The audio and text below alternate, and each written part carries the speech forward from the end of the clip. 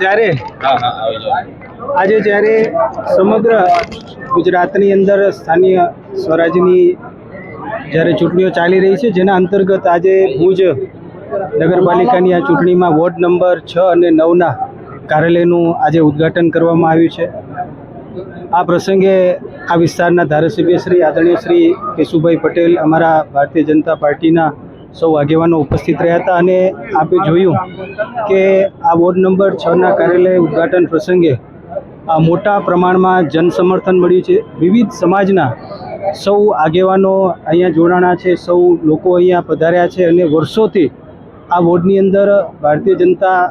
પાર્ટીના ઉમેદવારોને સેવા કરવાની જે તક છે પ્રજાજનોએ આપી છે અને આ વખતે પણ અમે ઉત્સાહ જોઈ રહ્યા છીએ કે ભુજની અંદર પણ ભુજની જનતા ફરી એકવાર ભારતીય જનતા પાર્ટીના સૌ ઉમેદવારોને સેવા કરવાનો મોકો અને તક આપશે। આજે વોર્ડ નંબર 6ના મધ્યસ્થ કાર્યાલયનું આપણે સૌ કોઈ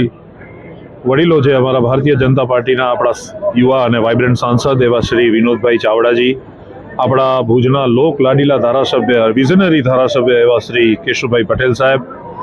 તથા અમારા વોર્ડના ઇન્ચાર્જ એવા શ્રી બાલકૃષ્ણભાઈ મોતા, ભુજ શહેર ભારતીય જનતા પાર્ટીના પ્રમુખ શ્રી મિતભાઈ, અશોકભાઈ હાથી, રેશમાબેન ઝવેરી, અમારા પૂર્વ ઉપપ્રમુખ અને લોહાણા સમાજના પ્રમુખ શ્રી મુકેશભાઈ ચંદે સાહેબ, માકપટ જૈન સમાજના પ્રમુખ, સોની સમાજના પ્રમુખ,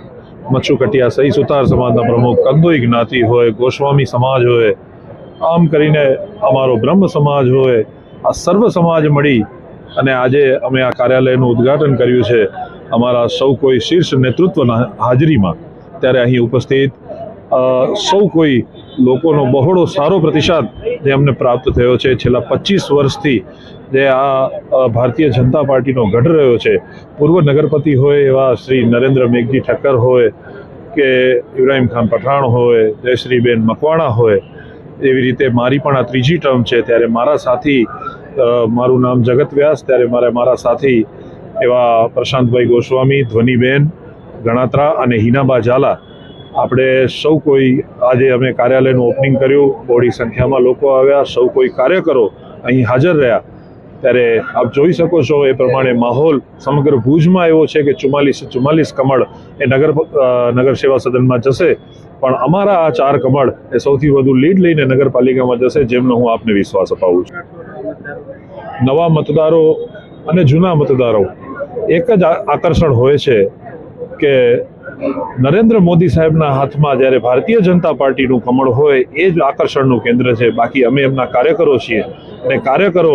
એ લોકોની કોઈ પણ ખૂટતી કડી પૂરી કરવા માટે અમે બધા તત્પર છીએ। રાત દિવસ મહેનત કરી અને જે પણ હજી પણ ખૂટતી કડીઓ હશે એ પૂરી કરીશું, જેમના આપના માધ્યમથી હું વિશ્વાસ અપાવું છું।